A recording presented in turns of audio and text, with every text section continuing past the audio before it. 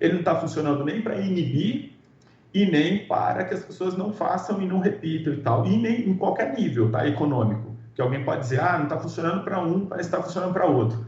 Você pega o crime do colarinho branco, o sujeito é capturado, é processado, eventualmente condenado, ele depois de 1 ano já comete o mesmo crime com um pouco mais de perícia. Então, peraí, esse sistema não está funcionando, a gente está gastando horrores de dinheiro com uma série de coisas que não estão funcionando. Então, eu defendo uma coisa meio que eu sei que pode ser polêmica, abre essas prisões todas, deixa só gente que de fato não pode conviver, casos de crimes graves, pega todo esse recurso e joga na educação. Todo esse recurso, mas emenda a educação de grana. E aí, claro que daqui a algumas gerações a gente vai ter alguma expectativa melhor. Enfim, eu sei que isso geraria um pouco de discussão, né? Mas é uma ideia. Bom, professor, queria aqui bater um papo com você, né, para trocar um pouco minhas perspectivas mesmo do que está rolando nisso, né? Até você começou um canal no YouTube, talvez pela mesma necessidade que eu e o Paulo tivemos, né, de falar um pouco, de tentar trocar ideia, tentar expor um pouco o pensamento, tentar fazer a roda assim das reflexões girar, né? Você fez o Topa Pensar, né? E lá se fala de filosofia, ética, política, enfim.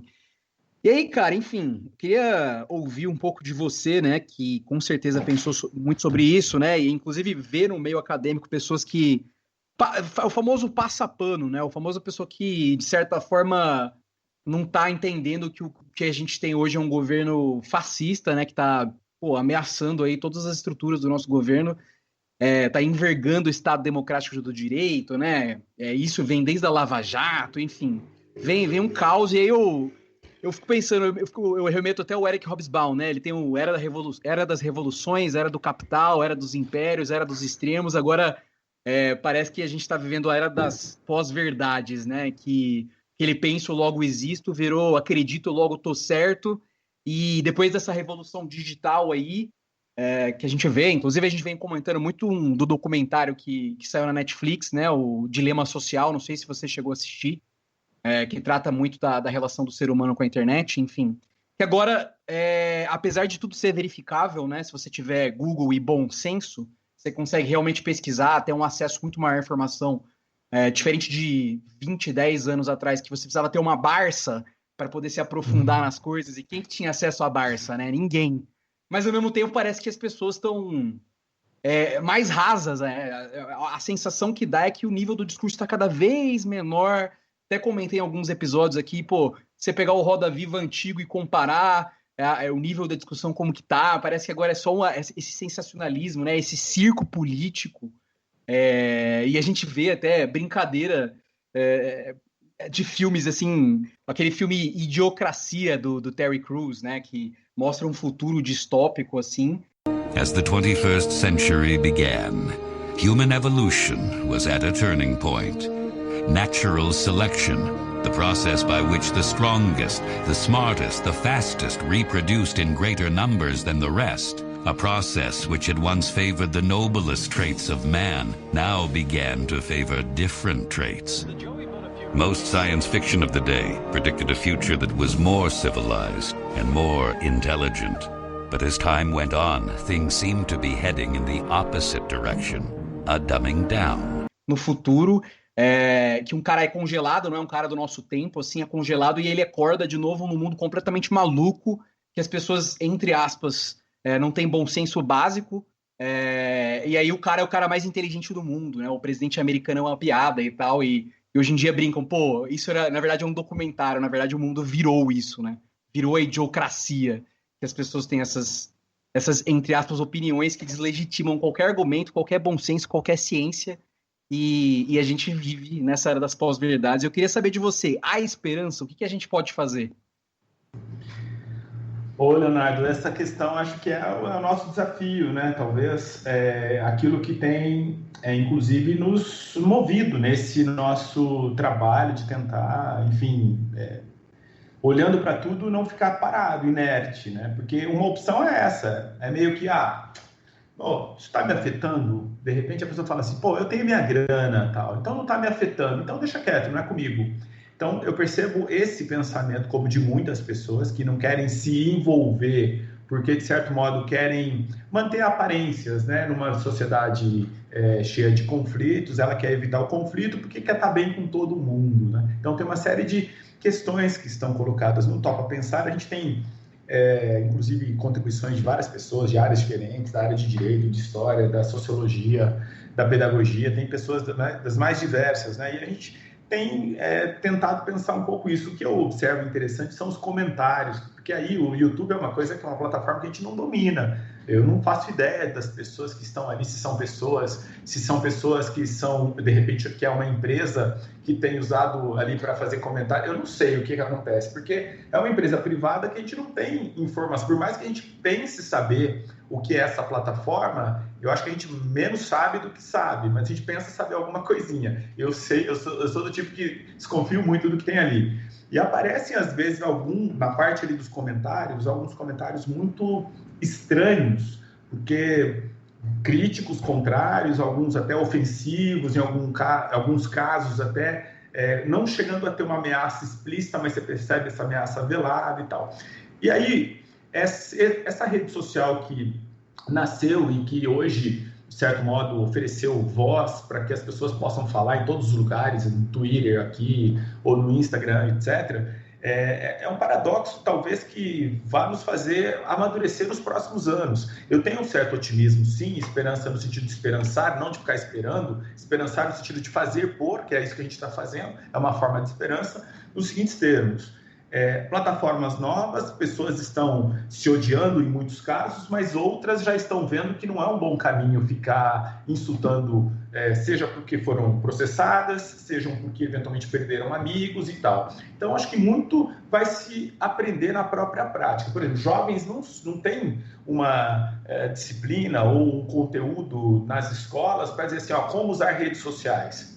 Você tem uma conversa da importância de não ofender as pessoas, mas tudo muito genérico. Talvez uma coisa muito prática de colocar ali, vamos colocar um insulto, porque às vezes aquele meme que aparece pode ser engraçadinho de rir, e essa coisa de rir, de achar engraçado, ela é algo perigoso e que está muito associada a esse neofascismo, né? O próprio presidente, ele tem essa estratégia que é contínua, de dar risada das coisas, porque aí ele também alimenta a risada de outros que estão fazendo, e aí você fica meio que estagnado na esfera do pensamento. Você não vai contradizer alguém que está só fazendo uma piada, mas normalmente não são piadas, né? São pitadas que estão aparecendo. Então, de um modo geral, eu penso que essa ignorância generalizada, ela sempre esteve presente na sociedade. Isso não é novidade, né? A gente pegar, do ponto de vista histórico, né, os gregos, aquela pirâmide que evidenciava que quem tinha acesso ao conhecimento eram pouquíssimos,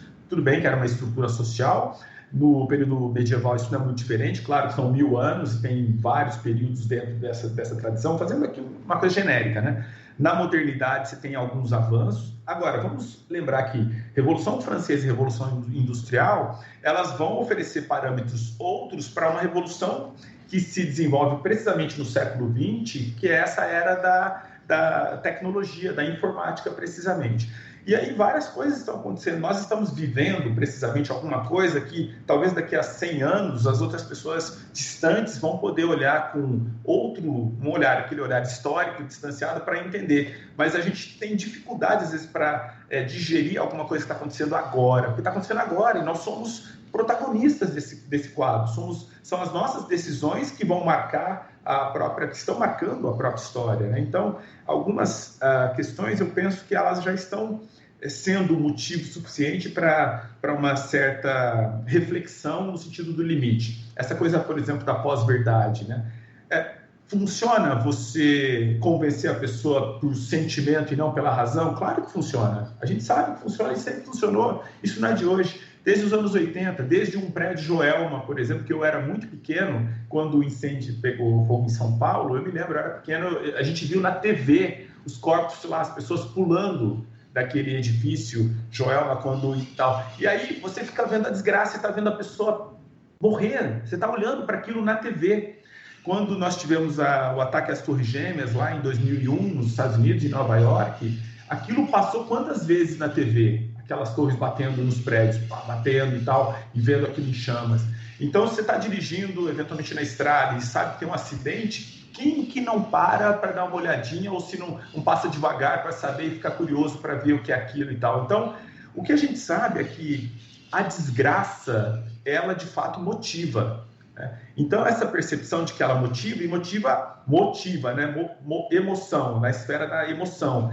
Nós saímos do âmbito de uma reflexão mais cuidadosa lá do espírito dos iluministas e caímos muito no espírito de uma sociedade muito emotiva, uma sociedade que se afeta muito, é afetada e quer afetar, e é esse movimento que a gente vive. As redes sociais trabalham, inclusive, na esfera de algoritmos, com essa perspectiva, sabendo que é a esfera do afeto. Então, a ideia é, eu quero pescar, saber qual é o seu interesse para eu poder te afetar a partir daquilo que te interessa, e assim por diante. Então, você tem uma forma de convencimento hoje, que é uma forma, na verdade, muito primitiva. É uma forma que nós já tínhamos superado no espírito iluminista, mas agora a gente deu um outro passo e talvez a gente vai ter que repensar. Eu fico pensando, Leonardo, que nós estamos vivendo uma espécie de uma era século XIV, século XV de novo, e vamos precisar de uma nova revolução científica, porque da mesma forma que nós tivemos lá casos de pessoas literalmente que foram acusadas de bruxaria e que foram para a fogueira, não é diferente hoje. Você pega o movimento LGBT, só para dar esse exemplo, e outros casos, ou de pessoas que eventualmente cometem algum tipo de ato que não coincide com um discurso, né? Que não coincide com uma realidade, com um discurso. Se cria um discurso e aí as pessoas têm que agir assim. O caso daquela menina de 10 anos, do estupro recente, ele é sintomático para explicar isso. Tem um conjunto de pessoas que se definiam como pró-vida, que foram simplesmente xingar a criança e chamar a criança de assassina e, portanto, querendo a morte da criança. Porque uma criança não tem um corpo pronto para parir, para ter filho.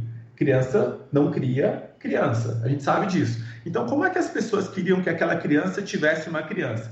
Isso sem pensar no estupro mesmo, na violência anterior. Então, você começa meio que criar um discurso por conta de um determinado dogma, sem olhar um pouco para a realidade. E aí sendo absolutamente cruel com a vida humana, em defesa da vida humana. Quer dizer, um paradoxo, né? Porque se você parar para pensar assim racionalmente, fala, não tem jeito, cara, tem que proteger essa criança. Alguém vai dizer, não, mas ali tem que proteger também. E aí fica tudo meio confuso. Então, eu tenho a impressão que a gente, de certo modo, está vivendo um momento que é típico humano, que é o mundo da ignorância. O humano, no geral, é alguém que gosta da ignorância. Heráclito, lá no século VI a.C., já nos seus fragmentos dizia, o homem comum está dormindo. Dormindo no sentido de que não está usando o logos, dizia isso. Se a gente pegar alguns autores dos medievais falavam a mesma coisa, no período moderno a mesma coisa, o Immanuel Kant tem um texto muito legal, curtíssimo, um dos mais palatáveis dele, que é o que é o esclarecimento, o Was ist Aufklärung. E nesse texto o Kant vai dizer exatamente que a preguiça e a covardia são dois vícios que deixam o homem no estado de minoridade, ou seja, incapaz de pensar. E se a gente pensar, jogando esse texto do Kant para os tempos de hoje, de internet, as pessoas que estão normalmente julgando por meio dessa esfera de pós-verdade são covardes, doentes e preguiçosas. São pessoas que não estão dispostas à tarefa do pensamento, no geral, não estão dispostas à tarefa de se colocar efetivamente no lugar do outro, estão reproduzindo um discurso pronto que nem é delas. E se você perguntar, o que você está falando? Ela assusta. Não parou para pensar no que está falando. Ela só está repetindo alguma coisa que não lhe pertence. Mas ela não sabe que não lhe pertence. Ela está achando que é protagonista. Ela está achando que ela mudou o mundo. Ela está achando que em 2018 ela fez alguma coisa para parar uma coisa muito pior. Então ela está sendo, eu estou mudando o mundo. A pessoa não percebeu que ela é marionete de alguma coisa que ela nem sabe que está sendo nesse processo, né? Então, eu tenho, sim, esperança nesse sentido de que nos pequenos atos, nos pequenos gestos, nas nossas pequenas atitudes, eu diria que a esperança da nossa própria vida saudável, mental e física hoje já é alguma coisa genial, porque tomar cuidado para a gente não adoecer, porque se você olha muito assim para o que está acontecendo, é desanimador.